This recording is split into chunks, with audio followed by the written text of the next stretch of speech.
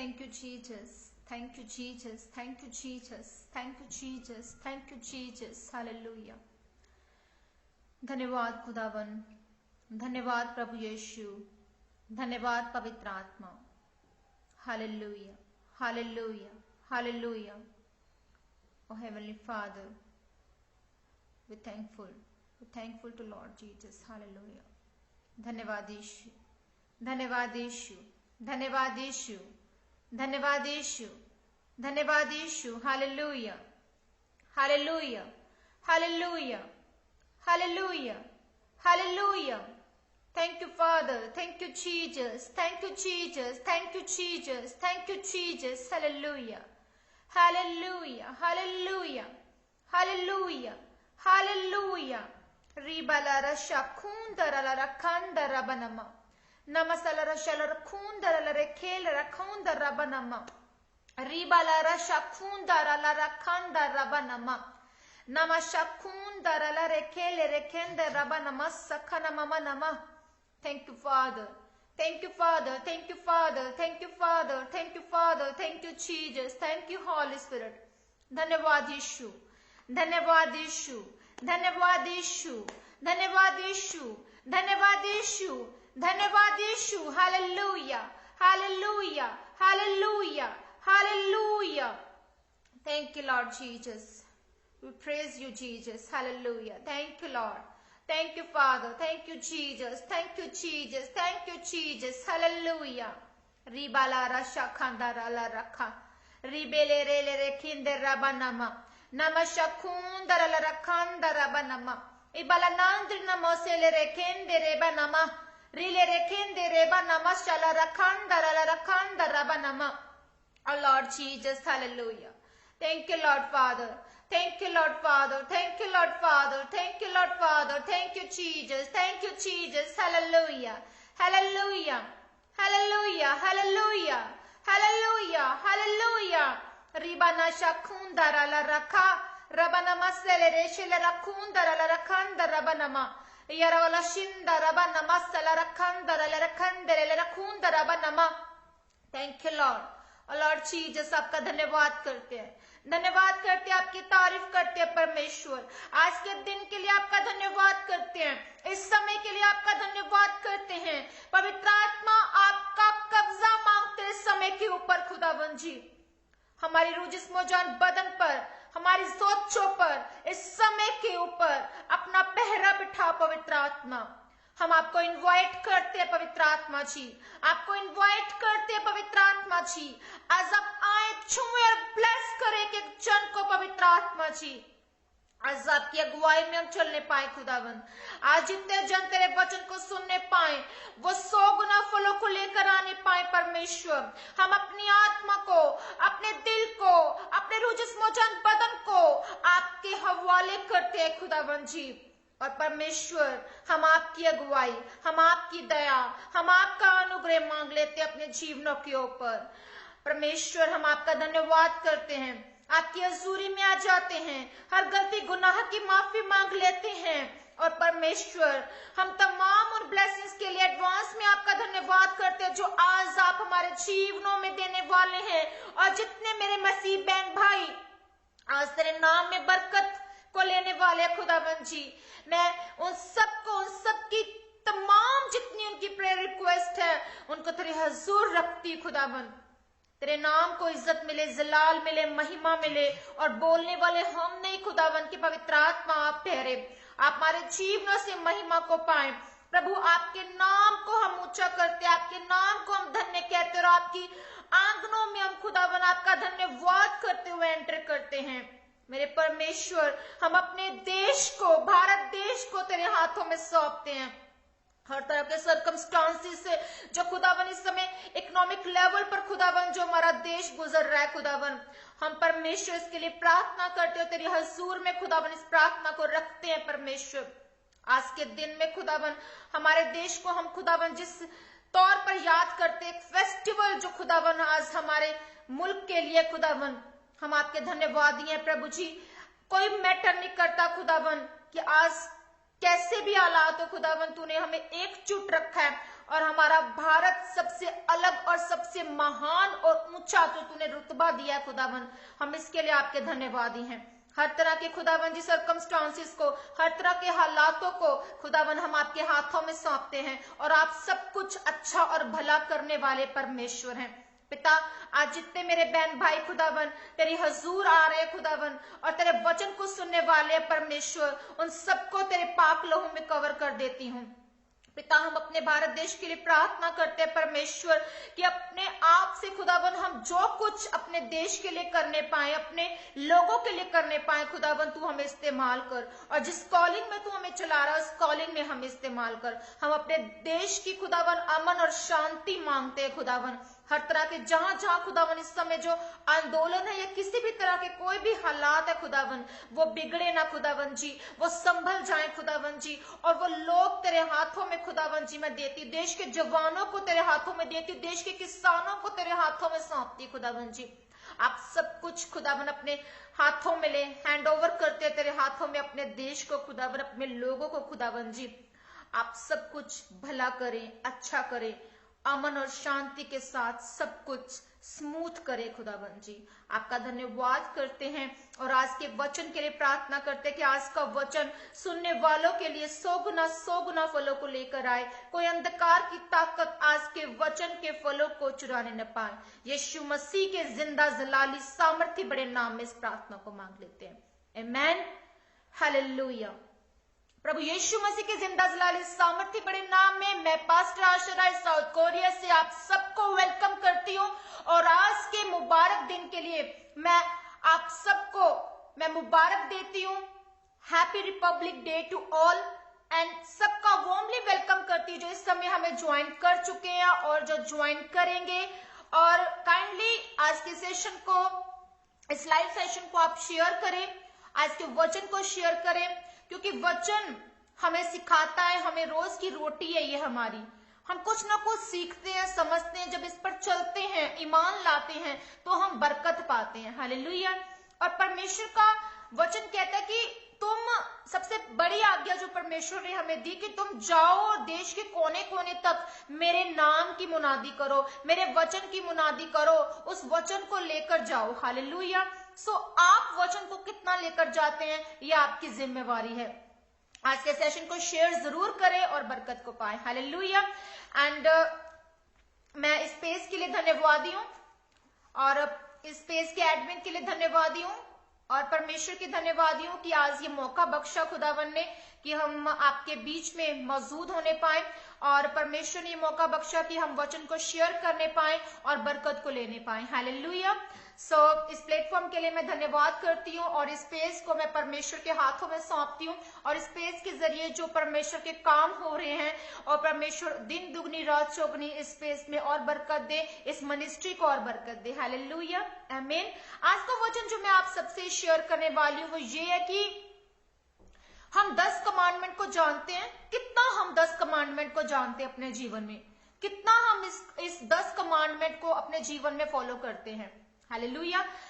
अगर आप परमेश्वर में हैं और एक विश्वासी जन है, चाहे आप एक नए हैं चाहे पुराने विश्वासी हैं, पर अगर परमेश्वर में आप तमाम वचनों को याद नहीं रख पाते या बाइबल को प्रॉपरली आप फॉलो नहीं कर पाते, मैं आपसे ये बात कहना चाहती हूँ आज कि अगर आप बाइबल की इन 10 आज्ञाओं को, इन 10 कमांडमेंट्स को आप फॉलो करते हैं तो आप परमेश्वर में सुरक्षा को लेंगे, परमेश्वर में ब्लेसिंग्स को लेंगे, परमेश्वर में उस उद्धार को, उस उद्धार की आत्मा से आप हमेशा भरे रहेंगे। क्योंकि बहुत से मोस्टली जो लोग हैं वो ये नहीं जानते कि हमें परमेश्वर के वचनों पर किस तरह से चलना है, किस तरह से परमेश्वर का वचन जो है वो हम याद रखें या उस पर चले, हम किस तरह से उस पर ईमान लाएं, और किस तरह से वो रास्तों को भूल जाते हैं, उन चीजों को भूल जाते हैं। पर आज मैं आपसे ये भी बात करना चाहती हूँ कि इन 10 कमांडमेंट का हम रियल में मतलब भी नहीं जानते होते। सब विश्वासी जन कहते हैं कि अगर मोस्टली कि हम जो है इन 10 कमांडमेंट को फॉलो करते हैं, पर हम 10 कमांडमेंट को प्रॉपरली फॉलो नहीं कर पाते अपनी लाइफ में। आप देखेंगे कि बहुत से हम अपने जब घरों में होते हैं, अब अगर आप चर्चेस में जा रहे हैं, वचन को सुन रहे हैं ध्यान से, पर मोस्टली घरों में क्या होता है कि जो बच्चे हैं, जो सन एंड डॉटर हैं, वो अपने पेरेंट्स की बात को नहीं सुनते, पर वो चर्च में जाते हैं और परमेश्वर के दास की बात को सुनते हैं। वो उनके माँ बाप जो उनसे बात कर रहे हैं वो उनसे गलत बोलते हैं, गलत बिहेवियर करते हैं। वो उस 10 कमांडमेंट को क्या कर रहे हैं, उस कमांडमेंट में से उस कमांडमेंट को तोड़ रहे हैं जो परमेश्वर ने सिखाई है। जब हम निर्गमन में पढ़ते हैं, जब इजरायलियों को छुड़ाकर जो है मूसा को वो जिम्मेवारी होती है और वो इजरायलियों को छुड़ा कर लाना होता है, तो निर्गमन के बाद भी बहुत से इजरायली जो थे वो जिंदा नहीं रहे और कनान देश में बहुत से कम जो इजरायली जो लोग थे वो पहुंच नहीं पाए थे मिस्र की गुलामी से छूटकर। और उसके बाद फिर से व्यवस्था विवरण में हम पढ़ते हैं कि परमेश्वर फिर कहता है मूसा को कि तू अपने लोगों को इन 10 आज्ञाओं को मानना सिखा, इनको याद करा कि ये मैं इनके जीवन में चाहता हूं कि ये फॉलो करें। हालेलुया। और उन 10 कमांडमेंट्स को हम पढ़ते हैं, समझते हैं। हालेलुया।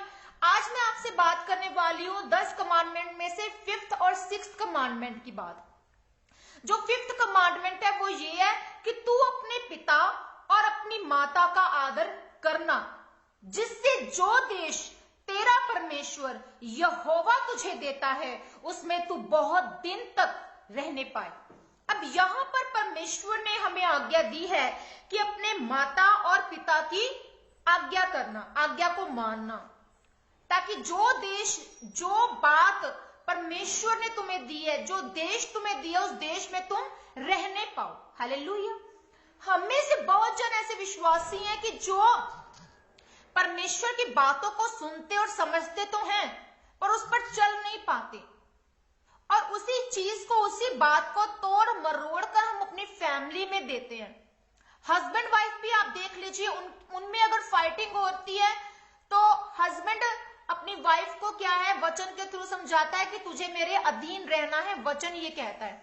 आगे से वाइफ भी उसको वचन के थ्रू ही रिप्लाई करती। इस तरह से फाइटिंग हो रही है हस्बैंड वाइफ में, माता पिता में और बच्चों में फाइटिंग हो रही है वचन को लेकर। हालेलुया।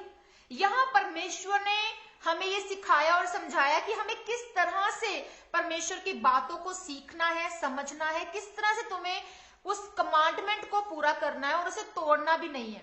आपको सीखना, समझना है। इवन चाहे आप लाख बार चर्च जाएं, लाख बार आप परमेश्वर की हजूरी में जाएं, प्रेयर करें, सब कुछ करें, पर जब तक कि आप अपने माता पिता की रिस्पेक्ट नहीं करते तब तक आप फेल हैं। आप परमेश्वर में सुरक्षा को नहीं ले पाएंगे, आप परमेश्वर में ब्लेसिंग्स को नहीं लेने पाएंगे। हालेलुया। जैसा कि मत्ती 22 अध्याय में एक व्यवस्थापक ने यीशु से एक प्रश्न किया। 22 का 37 और 38 और 39 और 40 वर्ष जब आप पढ़ते हैं, उसमें लिखा है, एक गुरु था जो व्यवस्था में कौन सी बड़ी आज्ञा है वो पूछने यीशु मसीह के पास जाता है। वो व्यवस्थापक उससे ये पूछता है यीशु मसीह से, उसने उससे कहा कि तू परमेश्वर अपने प्रभु से अपने सारे मन और अपने सारे प्राण और अपनी सारी बुद्धि के साथ प्रेम रख। हालेलुया। वो व्यवस्थापक यीशु मसीह से पूछ रहा है कि कौन सी बड़ी ऐसी आज्ञा है कि जो हमें फॉलो करनी चाहिए। और यीशु मसीह आगे से कहते हैं कि तुझे अपने परमेश्वर से, मतलब अपने प्रभु से, अपने सारे मन से, अपने सारे प्राण से और अपनी सारी बुद्धि, अपनी विजडम, अपनी सोच से प्रेम रखना है। ये आज्ञा यीशु मसीह ने कही। और उसी की तरह एक मुख्य आज्ञा प्रभु यीशु ने आगे कही, वो क्या है? और उसी के समान वो दूसरी भी एक आज्ञा है कि तू अपने पड़ोसी से अपने समान प्रेम रख। यहां हम देख रहे हैं कि जो प्रभु यीशु मसीह है वो हमें 2 आज्ञाएं बता रहे हैं। कह रहे हैं कि तू अपने परमेश्वर से, अपने मन से, अपने सारे प्राण से और अपनी सारी बुद्धि से, मतलब आपको अपने मन पर कंट्रोल करना है और अपनी सोचों के मुताबिक नहीं चलना, अपनी बुद्धि को इस्तेमाल नहीं करना, अपने प्राण को, अपने मन को, अपनी सोचों को परमेश्वर से लगा देना है, सब कुछ परमेश्वर के आगे सरेंडर कर देना और इस तरह से परमेश्वर से प्रेम करना है। और दूसरी आज्ञा प्रभु ने कह दी कि तुझे अपने पड़ोसी से अपने समान प्रेम करना। और आप कहेंगे कि मैं परमेश्वर से भी प्रेम रखूं और अपने पड़ोसी से भी प्रेम रखूं, ये कैसे हो सकता है?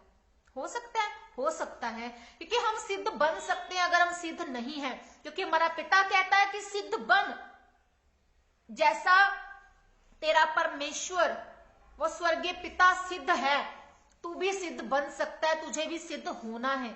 अब्राहम को हम देखते हैं, उसने अपना बेटा इसहाक जो है वो कुर्बान करने के लिए वो तैयार हो गया था। उसने परमेश्वर की वो सिद्ध इच्छा पर हमेशा चला। हालेलुया। और यदि हम परमेश्वर से प्रेम रखते हैं तो हम पाप नहीं कर पाते, हम बचे रहते हैं इस बात से। और अगर हम अपने पड़ोसी से प्यार रखते हैं तो हम बुराई से भी बचे रहते हैं। अगर हम उस स्वर्गीय बात को पूरा करते हैं तो हम परमेश्वर से कनेक्ट रहते हैं। और अगर इस धरती पर हम जिंदा हैं, जी रहे हैं, तो अगर हम अपने पड़ोसी के साथ वैर ना रखें, उससे प्यार करें, वैसा नेचर हम उससे मांग रहे हैं जैसा हमारा पड़ोसी हमसे चाहता है, वैसा हम उससे भी चाहते हैं कि वो हमारे साथ ऐसा नेचर रखे। तो वो जो स्वभाव है, अगर हम उसके साथ प्यार रखते हैं, उसकी उन्नति चाहते हैं पड़ोसी की, तो हम बुराई से बचे रहते हैं और हम उस सुरक्षा में आ जाते हैं। उस परमेश्वर की इस कमांडमेंट को हम पूरा करने के काबिल ठहरते हैं, क्योंकि हम अपने परमेश्वर से भी प्यार कर रहे हैं और अपने पड़ोसी से भी प्यार कर रहे हैं। तो हम उस सुरक्षा को लेने पाते हैं, उन ब्लेसिंग्स को लेने पाते हैं। हालेलुया। सो आप ऐसा कर सकते हैं, आप ब्लेसिंग्स को ले सकते हैं अपने जीवन में। हालेलुया। और रोमियो 13 उसका 10 वर्ष हमसे कहता है, प्रेम पड़ोसी की कुछ बुराई नहीं करता, इसलिए प्रेम रखना व्यवस्था को पूरा करना है। प्रेम हमारी कोई बुराई नहीं करता। हम पर प्रेम रखेंगे तो हम सब कुछ ब्लेसिंग्स को ही लेंगे, हम उन तमाम चीजों को अपने जीवन में लेने पाएंगे। हालेलुया। एंड डैनियल 9 उसका 4 वर्ष कहता है कि मैंने अपने परमेश्वर यहोवा से इस प्रकार प्रार्थना की और पाप का अंगीकार किया, हे प्रभु तू महान और भय योग्य परमेश्वर है और जो अपने प्रेम रखने और आज्ञा मानने वालों के साथ अपनी वाचा को पूरा करता है और करुणा करता रहता है। प्रभु का वचन यहाँ पे ये कहता है कि डैनियल जो था उसने कहा कि मैं अपने परमेश्वर यहोवा से इस प्रकार प्रेम रखता हूं। इस प्रकार से वो प्रार्थना कर रहा है कि मैंने पाप का अंगीकार किया, हे प्रभु तू महान और भय योग्य परमेश्वर है जो अपने प्रेम रखने वाले आज्ञा मानने वालों के साथ अपनी वाचा को पूरा करता और करुणा करता है। अगर आप परमेश्वर की इस आज्ञाओं को, इन 10 की 10 आज्ञाओं को मानते हैं तो प्रभु का प्रेम, परमेश्वर से प्रेम करते हैं, पड़ोसी से प्रेम करते हैं, माता पिता की रिस्पेक्ट करते हैं, तमाम उन चीजों को, उन बातों को आप मान रहे हैं 10 की 10 आज्ञाओं को, तो आप परमेश्वर की करुणा को अपने जीवन में देखेंगे। अगर आज आपके जीवन से बीमारी नहीं जा रही है तो परमेश्वर आप पर दया करेंगे, क्योंकि आप परमेश्वर की आज्ञाओं को एटलीस्ट मान रहे हैं। आप चाहे बाइबल की 66 पुस्तकों को नहीं याद रख पा रहे, पर आप परमेश्वर की दया को लेने के भागीदार बनते हैं, पात्र बनते हैं वो। और आपको अपना पात्र वैसा क्रिएट करना है। आप किस तरह के पात्र हैं? क्या आपके अंदर, आपको देखना कि कितनी बुराई आपके अंदर भरी है, क्या आपके अंदर पाप है? आपने पापों का अंगीकार कर लिया तो क्या आपके अंदर परमेश्वर वाला प्रेम है? क्या आपके अंदर माता पिता के साथ प्रेम है? क्या आपके अंदर पड़ोसी के साथ उसकी उन्नति करने वाला प्रेम है? या हर उस, आज हम विश्वासी को देखते हैं कि वो जेलस को लेकर बैठा है, वो जेलसी को लेकर बैठा है। एक मिनिस्ट्री दूसरी मिनिस्ट्री के साथ जेलसी कर रही है, एक कलीसिया का बंदा दूसरी कलीसिया के साथ जो है वो पंगेबाजी कर रहा है। तो आपकी फाइटिंग आज किसी संस्था के साथ, किसी मिनिस्ट्री के साथ नहीं होनी चाहिए। आज हमारी जो लड़ाई है वो शैतान के साथ होनी चाहिए। शैतान पर आपको वार करना है, शैतान को आपको मुक्के मारने, शैतान को आपको अपनी जिंदगी से भगाना है, अपनी बीमारी को, अपने कर्सेस को, अपने कर्जों को, हर वो डेविल की उस स्पिरिट को अपने जीवन से आपको डिस्कनेक्ट करना है अपने जीवन से। आपकी लड़ाई खुद, जब तक आप अपने अंदर नहीं वो इंकरेजमेंट लेंगे, वो परमेश्वर का बल लेंगे, तो तब तक आप उन चीजों के साथ नहीं लड़ सकते। अगर आप सिर्फ संसारिक तौर पर लोगों के साथ लड़ेंगे, पड़ोसी के साथ लड़ेंगे, घर वालों के साथ लड़ेंगे, आप जेलसी की स्पिरिट को रखेंगे, तो आप कभी भी आप ब्लेसिंग्स के पात्र नहीं बन सकते। हालेलुया। सो जो जो विश्वासी पाप का अंगीकार करके परमेश्वर के प्रेम से भरकर उसकी आज्ञाओं पर चलने वाला बन जाता है, वो परमेश्वर की करुणा को अपने जीवन में देखता है और अपार करुणा को परमेश्वर की वो देखता है। जो चीजों को आप मांगने के लिए पीछे पीछे भटक रहे हैं और लोगों के, परमेश्वर आपके सामने वो चीजें और वो बातें सब क्रिएट कर देता है और आपको पता भी नहीं चलता, क्योंकि परमेश्वर का प्रेम आपके बीच में है।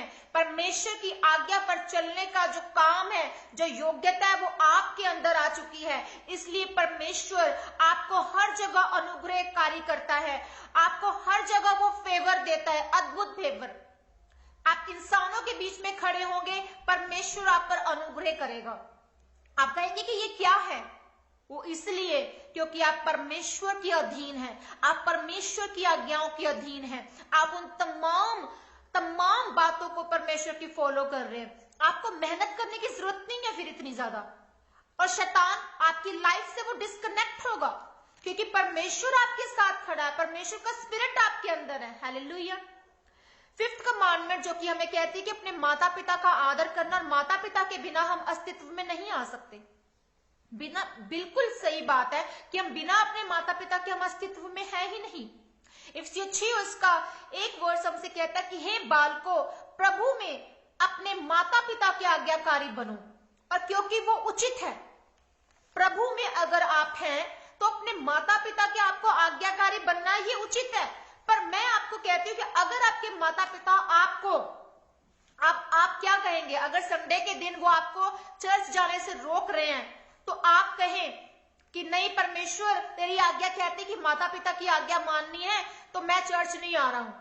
आपको उस घड़ी क्या करना है? अपने माता पिता को प्रीच करना है, समझाना है, वचन से होकर उस चीज को, बात को बताना है कि रियल में परमेश्वर हमें इस आज्ञा को तोड़ना नहीं है। रियल में परमेश्वर ये कह रहा है कि मैंने आपके आज्ञा माननी है। वो अपने माता पिता को कह सकता है, कह सकती है। और दूसरी ये बात कि उसे परमेश्वर के उस विश्राम दिन में जाना भी नहीं रोकना है। ठीक है। सो इसका मतलब कि आपको समझाना, अगर आपके माँ बाप चर्च जाने से रोक रहे, डेट मीन्स कि वो गलत कर रहे हैं, वो गलत कर रहे हैं और वो आपको उस दायरे से बाहर निकाल रहे हैं। आप परमेश्वर की उस रूह से नहीं भर पाएंगे। आप परमेश्वर की उस आज्ञाओं पर अगर नहीं चलना सीख रहे हैं तो आप कमांडमेंट को तोड़ रहे हैं। आप रियल में कमांडमेंट का मीनिंग नहीं जान रहे कि परमेश्वर आपके जीवन में क्या चाहते हैं।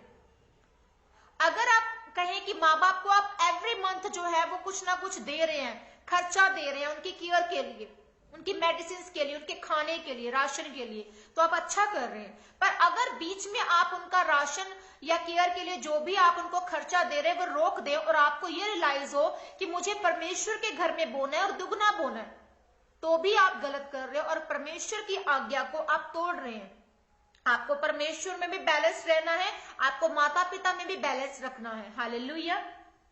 एंड 2 इतिहास 15 का 16 वर्ष कहता है कि आसा राजा की माता माका, जिसने अशेरा के पास रखने के लिए एक घिनौनी मूर्ति बनाई, उसने राजमाता के पद से आसा ने उतार दिया और आसा ने उसकी मूर्त काटकर पीस डाली और किद्रोन नाले में फूंक दी। उसने अपनी माता को पद से उतार दिया था। राजमाता का पद था राजा आसा का, पर उसकी माता ने रियलाइज किया, उसने मन फिराया और बहुत से जो उनके लोग थे वो बचाए गए थे। अगर आप मन को फिरा लेते हैं, अगर आप पश्चाताप करते हैं तो परमेश्वर में आप बने रहते हैं। राजा आसा ने कुछ गलत नहीं किया था, अपनी माता को उसने राजपद से उतार दिया। क्यों? क्योंकि वो गलत काम कर रही थी और राजा आसा ने सही काम किया। तो परमेश्वर में उसने रियलाइज किया कि मैं गलत हूं। जब उसकी मां ने रियलाइज कर लिया, मन को फिराया, तो वो बचाई गई और उनके लोग बचाए गए। हालेलुया। सो जीवन का बीज हम कहें कि खुद से हम पैदा कर ले, क्या हम पैदा कर सकते? जीवन का बीज खुद नहीं कर सकते। आत्मा क्या हम बना सकते? पवित्र आत्मा या आत्मा को हम अपने अंदर, जो हमारी आत्मा है उस आत्मा को हम क्रिएट कर ले, ऐसा हो सकता है? नहीं हो सकता। शुक्राणु और अंडाणु जिसके जरिए एक बच्चा पैदा होता है, क्या ऐसा हम खुद बना सकते हैं? एक औरत अपने अंडाणुओं को खुद बना सकती है? एक मर्द अपने शुक्राणु को खुद बना सकता है? नहीं। आत्मा मनुष्य की योग्यता को बनाती है, और ये आत्मा, ये अंडाणु और शुक्राणु, ये जीवन का बीज, जिस तरह से हम पैदा होते हैं, ये सब कुछ करने वाला कौन है? हमारा परमेश्वर। भजन संहिता 127 उसका 3 वर्ष हमसे कहता है, देखो लड़के यहोवा के लिए के दिए हुए भाग है, और गर्भ का फल उसकी ओर से प्रतिफल है। जो परमेश्वर आपको देता है, औलाद देता है, जो लड़का देता है, जो बेटा देता है, जो आशीष देता है, वो परमेश्वर की ओर से एक भाग है। हालेलुया। और उस भाग का जो प्रतिफल है वो आपको मिलता है। जैसा कि अब्राहम के पास हम देखते हैं इसहाक बलि करने के लिए था, उसका हृदय ऐसा था अब्राहम का कि उसने परमेश्वर की आज्ञा को माना। अब्राहम के पास औलाद कब हुई? 75 वर्ष की आयु में उसके साथ परमेश्वर एक वाचा बांधते, उससे बात करते हैं। हालेलुया। और 25 वर्ष के बाद उस परिस्थिति में, उस अवस्था में जब सारा का जो गर्भ है वो मर चुका है, और अब्राहम जो है उसके अंदर जो योग्यता परमेश्वर की ओर से एक मर्द के अंदर, जो औरत के अंदर होती है, वो मर चुकी थी वो अवस्था। फिर भी 25 वर्ष के बाद जब वो बात पूरी होती है, इसहाक पैदा होता है, उस इसहाक को वो बलि करने के लिए चल पड़ता है कि ये जो औलाद है ये परमेश्वर की ओर से मिली, ये गर्भ का फल जो प्रतिफल है ये यहोवा की ओर से मिला। फिर भी वो परमेश्वर की आज्ञा को मानता है और वो उसे बलि करने के लिए चल पड़ता है। आप यहां पर देखते हैं कि अब्राहम का जो हृदय है वो क्या है? साफ हृदय, वो परमेश्वर की आज्ञा पर चलने वाला।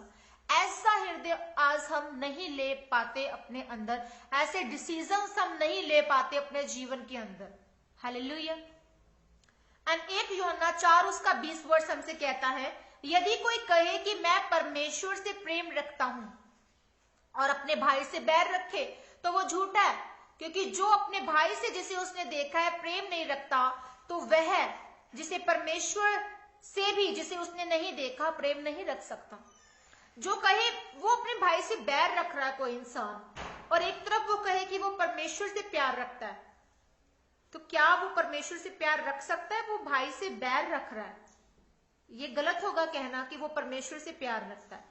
जो प्रभु प्रभु कहते हैं पर रियल में परमेश्वर के उस प्रेम के हृदय से नहीं भरे हैं, और अपनों से, अपने पड़ोस से, अपने लोगों से, अपने देश से गद्दारी कर रहे हैं, दैट मीन्स कि वो कैसे वो परमेश्वर के प्रेम से भर सकते हैं? वो परमेश्वर से प्रेम करते ही नहीं है, वो परमेश्वर से प्रेम नहीं करते। हालेलुया। आज 26 जनवरी है, 26 जनवरी 1950, जिस दिन की हमें प्रजातांत्रिक जो देश है वो घोषित किया गया भारत को। हालेलुया। एंड हम अपने देश के लिए क्या कर रहे हैं? अगर हम अपने देश के लिए, मुल्क के लिए प्रेयर कर रहे हैं, दैट मीन्स कि उसमें हम भी आते हैं, हम भी बचाए जाएंगे। अगर आप एक चांद बनकर, चांद और सूरज दोनों आसमान में होते हैं, चांद की रोशनी कम होती है, सूरज की ज्यादा होती है, इसलिए चांद दिखता नहीं है, पर रोशनी दोनों की होती है। चांद अगर आप बनते हैं तो सिर्फ आप अपने लिए बनते हैं, अगर सूरज बनेंगे तो आपको दुनिया देखेगी। हालेलुया। आपको दुनिया नोटिस करेगी। हालेलुया। आपको डिसाइड करना कि आपको चांद बनना कि आपको सूरज बनना है। आप अपने देश के लिए, मुल्क के लिए प्रेयर कर रहे हैं कि नहीं कर रहे हैं? अपने आप नेता के लिए, देश के प्रधानमंत्री के लिए, देश के जो पॉलिटिक्स, जो नेता है, जो अधिकारी हैं, जो बड़े लोग हैं, पुलिस है, उनके लिए, सेना के लिए आप प्रेयर कर रहे हैं कि नहीं कर रहे हैं? हमें उनके लिए प्रेयर करनी है ताकि हम उस चीजों में इंक्लूड हो जाएं, हम उन ब्लेसिंग्स को लेते हैं। अगर आप अपने देश के लिए प्रेयर करते हैं, आप उसमें आते हैं, आपका स्टेट उसमें आता है। अगर आप अपने स्टेट के लिए प्रेयर करते हैं, आपका नगर उसमें आ जाता है, आपकी फैमिली आ जाती है। तो कैसे नहीं आप बचाए जाएंगे? हमें प्रे करनी है अपने देश के लिए। आज आप जानते हैं कि हम दिल्ली में किस तरह के हालात देख रहे हैं, किसान आंदोलन लेकर बैठे हैं, पर आज भी जो हालात है वो बिगड़ गए हैं। 26 जनवरी के दिन हमें अपने देश के लिए प्रे करनी है।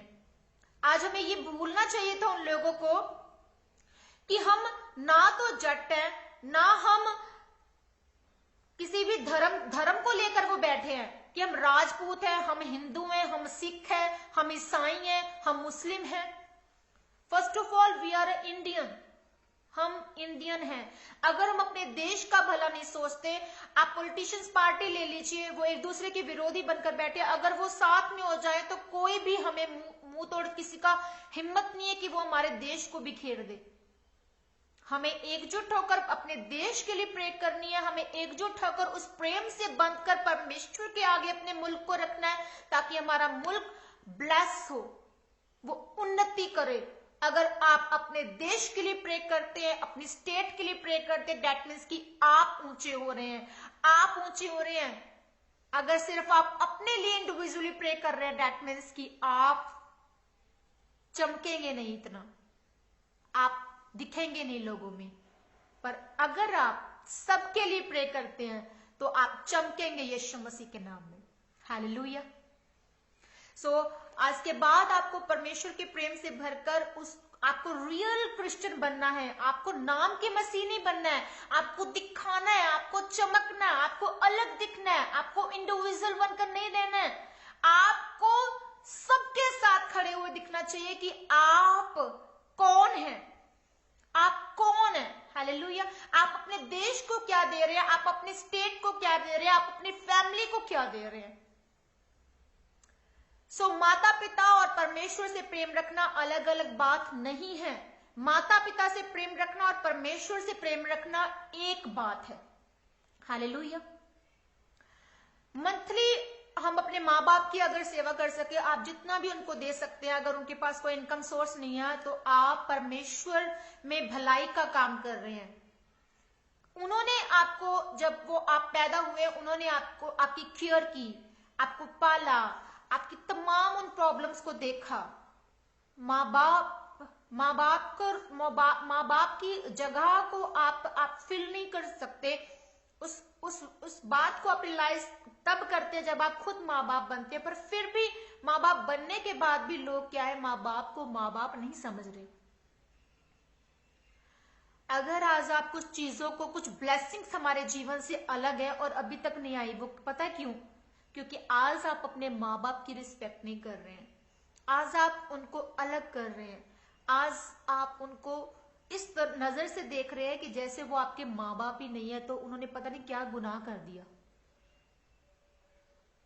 आपको परमेश्वर से अगर प्रेम रखना है तो आपको माँ बाप से भी प्रेम रखना है। आप उनके बिना अस्तित्व में नहीं आ पाए इस दुनिया में। सो परमेश्वर ने ये आज्ञा दी है, इस आज्ञा को माने ताकि आप परमेश्वर में सुरक्षा और उस नई यरूशलेम में आप एंटर करने पाए, उस स्वर्गीय मिरास को लेने पाए, उस परमेश्वर की उस भलाई को अपने जीवन में देखने पाए सदा। हालेलुया। निर्गमन 20:12 हमें यही कहता है कि अपने माँ बाप की रिस्पेक्ट करो। रुत का हम एग्जाम्पल लेते हैं। रुत कैसी थी? रुत कैसी लेडी थी? उसने हमेशा जो है वो अपनी सास के वो अधीन रही। उसकी दूसरी बहू जो है उसे छोड़ देती है और रुत कहती कि मैंने तुझे नहीं छोड़ना, तेरा देश, तेरे लोग, तेरा कुटुंब सब कुछ मेरा है, तू जैसे रहेगी मैं तेरे साथ रहूंगी। वो इसका डिसीजन जो था एक उसके जीवन में ब्लेसिंग को लेकर आता है। वो जानती थी कि उसका परमेश्वर मेरा परमेश्वर, उसके लोग, मेरे रिश्तेदार, मेरी फैमिली, उसका दुख मेरा दुख, उसका सुख मेरा सुख। वो उस आज्ञा को फॉलो कर रही थी, तो कैसे वो अपने जीवन में उस ब्लेसिंग को ना लेती। उसने ब्लेसिंग ली, उसकी मैरिज हुई, उसका जो जमीन थी उनकी वो छुड़ाई गई, वो ब्लेस हुई और उसके वंश से जो है रुत के यीशु मसीह पैदा हुए हैं।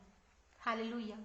देखिए कितनी अद्भुत ब्लेसिंग है कि वो रुत, वो जो ब्लेसिंग, जो औरत, जो आशीषों से भरी हुई औरत, वो परमेश्वर की ओर से वो ब्लेस हुई। हालेलुया। आज अगर आप पवित्रताई में और परमेश्वर की आज्ञाओं पर चलने वाले, तो याद रखें आपका वंश जो है वो बचाया जाने वाला है, आपके लोग बचाए जाने वाले हैं, आपके कुटुंब, आपके रिश्तेदार, आपका मुल्क, आपके तमाम जीवन से जुड़े हुए जो हिस्से हैं वो बचाए जाने वाले हैं।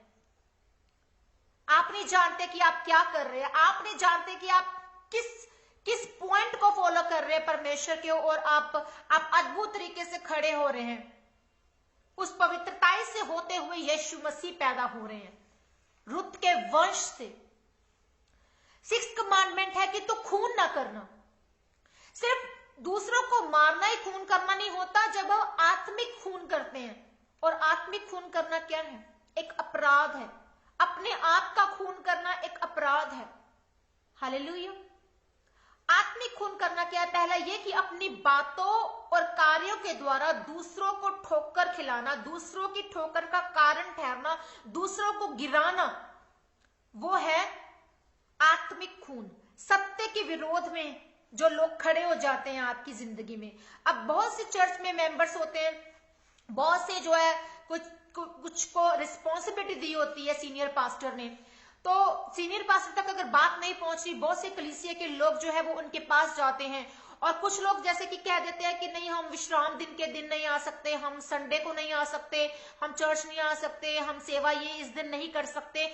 तो आगे से वो मेंबर भी कह देते हैं जिनको रिस्पॉन्सिबिलिटी मिली है चर्च की मैनेजमेंट की, वो सब कुछ उनमें से लोग ऐसे हैं कि जो उनको सत्य से उनको हटा रहे हैं, उनको वचन को समझा नहीं रहे हैं, वो उनकी बात को इवन मान रहे हैं और कहते हैं कि अच्छा इतना ही जरूरी है तो तुम विश्राम दिन को मत आना, तुम ठीक है तुम मत बो, तुम 10वां हिस्सा मत बो, ठीक है तुम वचन ना सुनो कोई बात नहीं है, तुम घर बैठकर सुन लो, या फिर नहीं भी सुनोगे तो कौन सा कोई फर्क पड़ गया। ऐसे लोग जो है वो आत्मिक खून कर रहे हैं लोगों का, वो परमेश्वर में गिरा रहे हैं उन लोगों को जो सत्य से उनको भटका रहे हैं कि सत्य क्या है, वचन क्या है, परमेश्वर क्या है, परमेश्वर का दास या दासी आपको क्या सिखा रहा है। और आप उस पर ना चलने की बजाय कलीसिया को, लोगों को क्या कर रहे हैं? बहका रहे हैं, उनके गिरने का कारण ठहर रहे हैं, वचन के विरुद्ध उनको लेकर जा रहे हैं। एक अंधा दूसरे को रास्ता दिखा रहा, दोनों ही गड्ढे में गिर जाएंगे।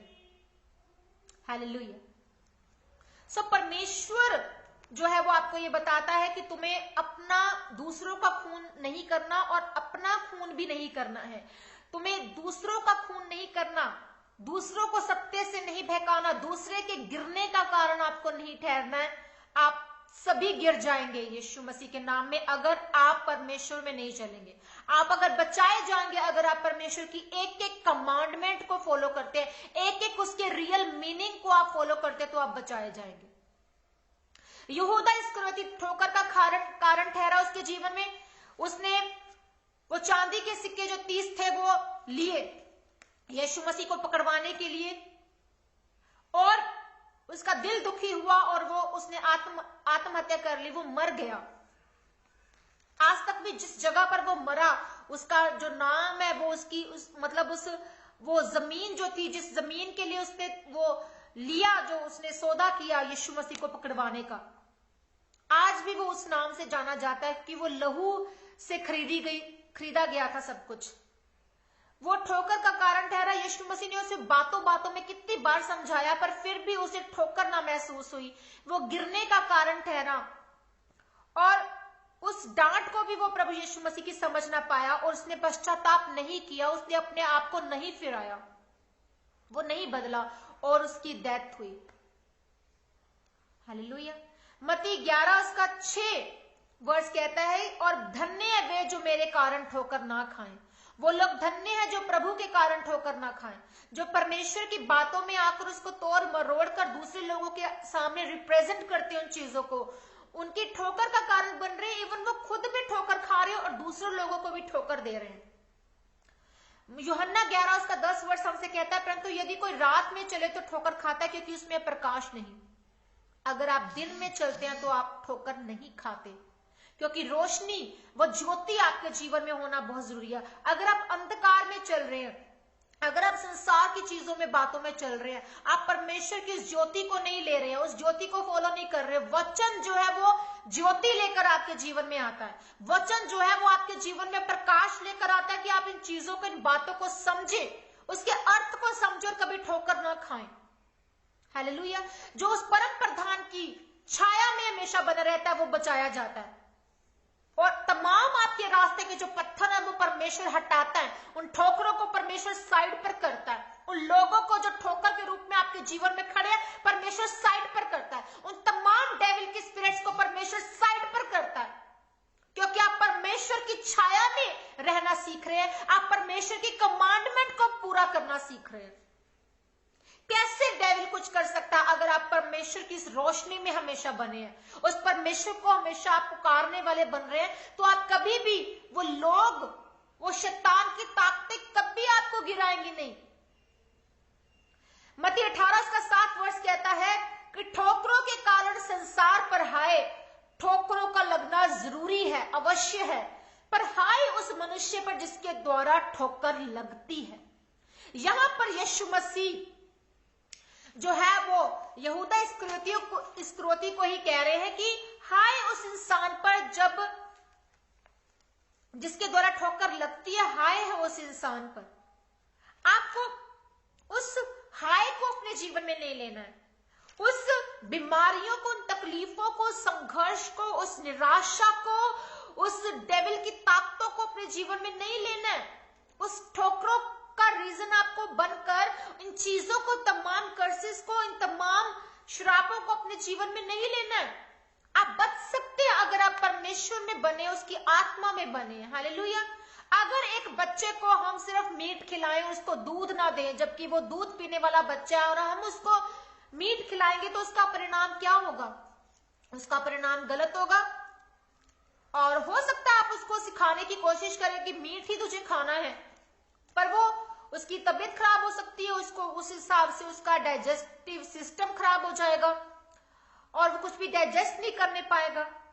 तो इसी तरह से आप अगर आप नए विश्वासी को बहका रहे हैं, अगर आप उसको बहका कर उसका खून कर रहे हैं, आप आत्मिक खून कर रहे हैं, उसको गलत रास्ता दिखा रहे हैं, उसके ठोकर का कारण ठहर रहे हैं, और वो विश्वासी गिर जाएगा।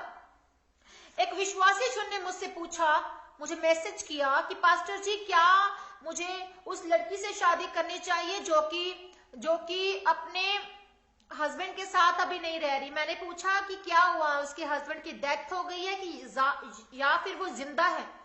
उसने कहा कि नहीं वो जिंदा है, पर वो उसके साथ रहना नहीं चाहती, तो मैं उससे शादी करना चाहता हूं। मैंने पूछा कि आप मैरिड हैं? कहता है कि नहीं मैं अनमैरिड हूं।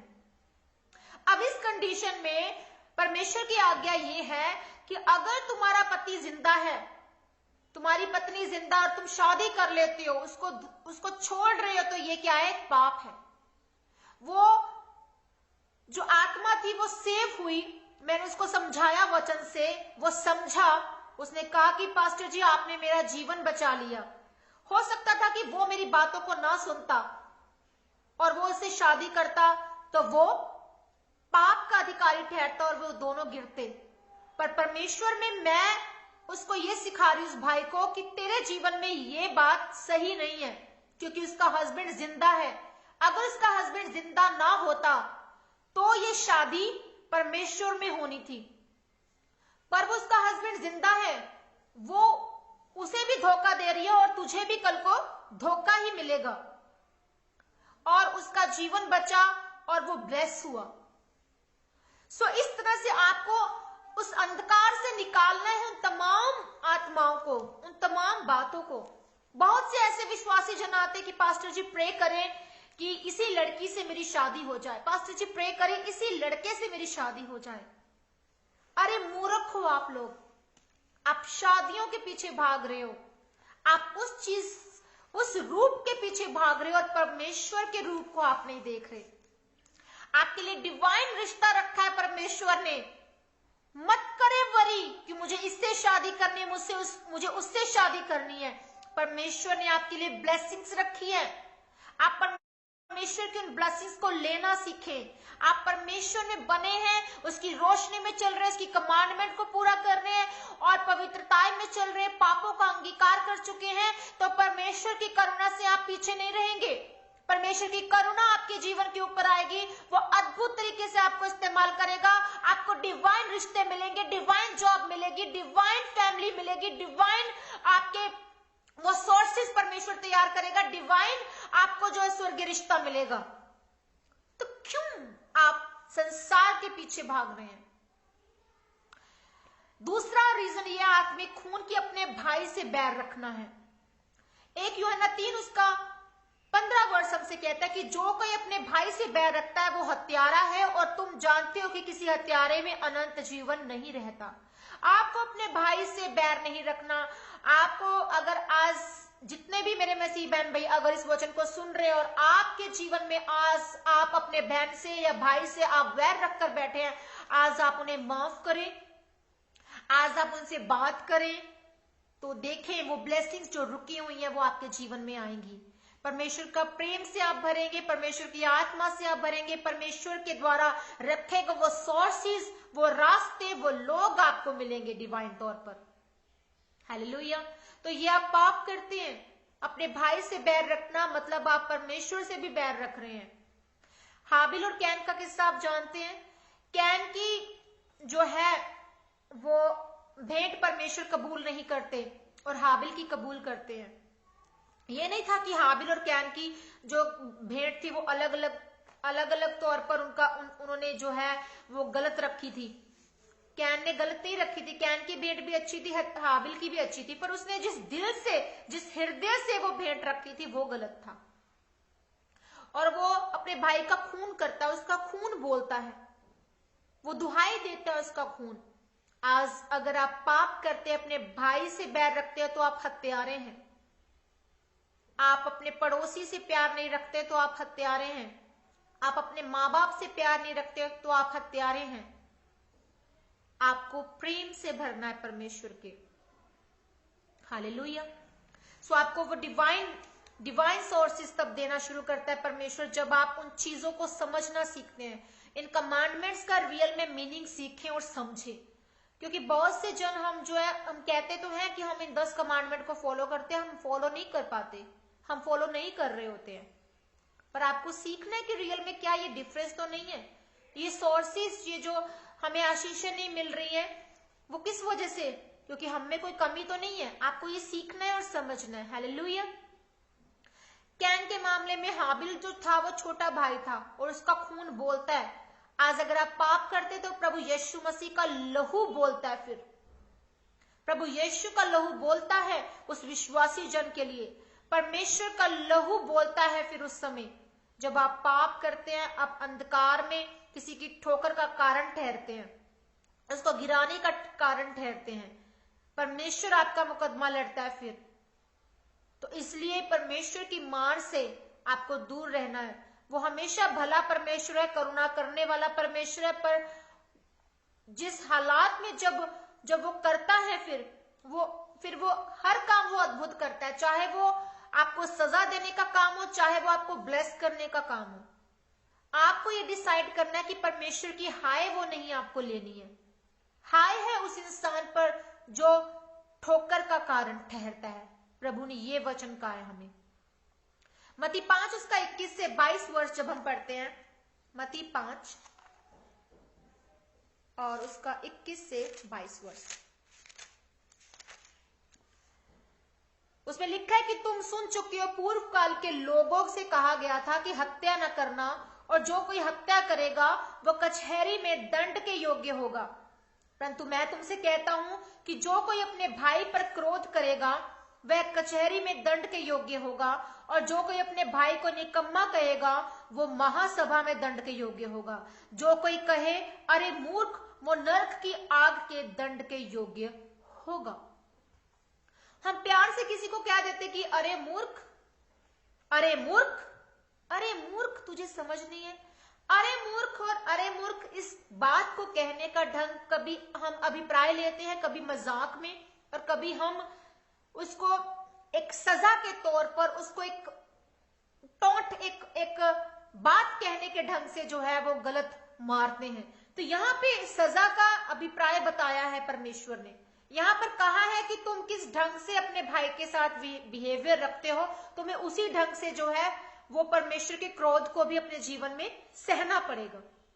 तो आज बहुत से मेरे विश्वासी जो भाई बहन, उनके जीवन में ऐसे मैं देखती हूँ किससे अभी तक वो अपने बहन भाइयों को माफ नहीं कर पाए, इसलिए उनके जीवन में ब्लेसिंग नहीं आती। और मैं उनसे कहती हूँ कि तुम जब तक अपने भाई को माफ नहीं करोगे, इन कमियों को फुलफिल नहीं करोगे, पूरा नहीं करोगे, खत्म नहीं करोगे, तो तब तक तुम्हारे जीवन में ब्लेसिंग नहीं आएगी।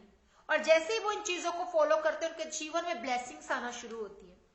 तो जब आप परमेश्वर में बनते हैं, परमेश्वर में अड़े और खड़े रहते हैं, आप परमेश्वर के प्रेम से भरते हैं, उसकी आत्मा की अगुवाई के चले चलते हैं फिर, और तमाम वो चीजें आपके जीवन में फिर पूरी होती हैं। और 1 यूहन्ना 4 और उसका 4 का 11 और 12 वर्ष हम पढ़ेंगे।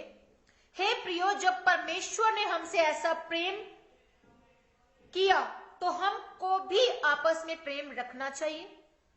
12 वर्ष कहता है, परमेश्वर को कभी किसी ने नहीं देखा, यदि हम आपस में प्रेम रखें तो परमेश्वर हम में बना रहता है और उसका प्रेम हम में सिद्ध हो गया है, सिद्ध हो गया है।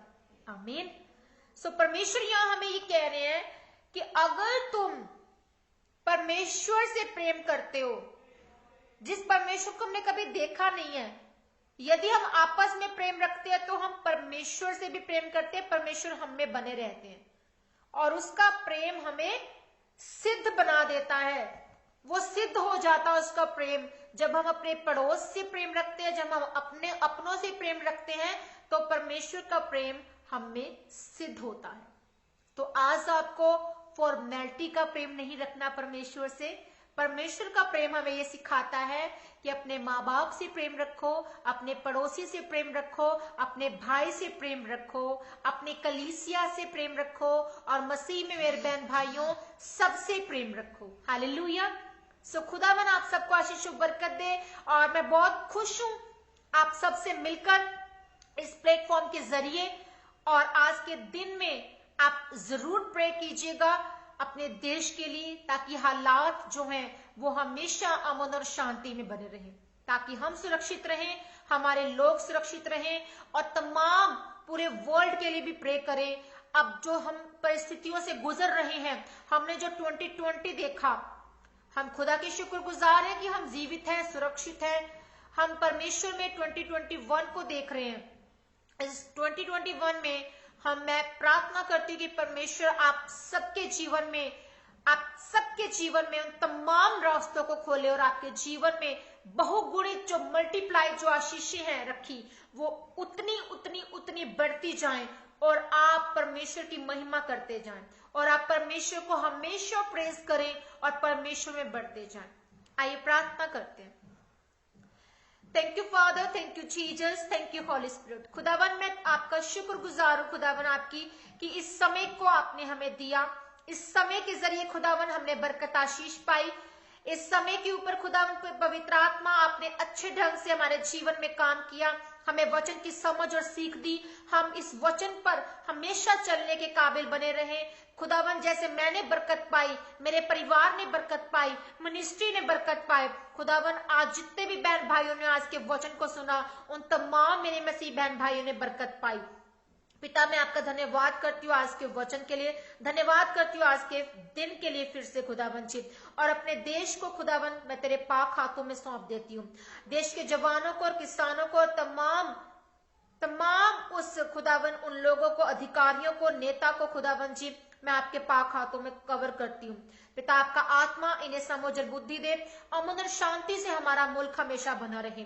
खुदावन जितने भी जन तेरे नाम में इस समय खुदावन जी प्रेयर रिक्वेस्ट लेकर आए, खुदावन जी उन तमाम रूहों की खुदावन जी मैं प्रेयर रिक्वेस्ट को तेरे हजूर रख देती हूँ। हर अंधकार की ताकत को उनके जीवन से डिस्कनेक्ट करते हैं, हर तरह के व्यभिचार की स्पिरिट को उनके जीवन से डिस्कनेक्ट करते हैं। पिता व्यभिचार की स्पिरिट जिस तरह से इनको घेर के रखी है, यीशु मसीह तेरा पाक लहू इनके जीवन में बोले, इनकी बॉडी में बोले और हर अंधकार की ताकत व्यभिचारी वो लस्ट की स्पिरिट इनकी बॉडी को छोड़ के चली जाए यीशु मसीह के नाम में। हर नशे की स्पिरिट से आजादी पा जाओ यीशु मसीह के नाम में। खुदावन जिन बहन भाइयों के रिश्ते नहीं हो रहे, डिवाइन रिश्ते इन्हें मिले यीशु मसीह के सामर्थ्य नाम में।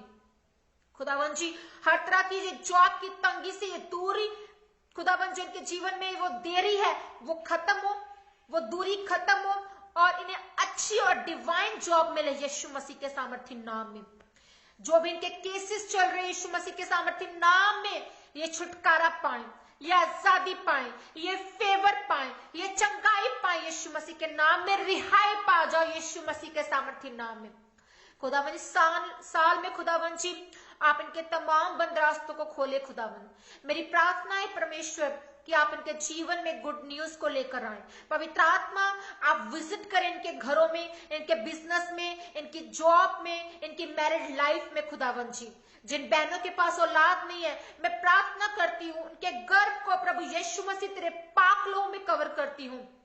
यहोवा तेरा जो गर्भ का प्रतिफल इन्हें मिलने पाए खुदावन। Be fruitful in the name of Jesus. आशीषित हो जाओ यीशु मसीह के सामर्थ्य नाम में। Be fruitful, be blessed in the name of Jesus Christ। खुदावन मैं इन्हें आशीषित करती पिता परमेश्वर।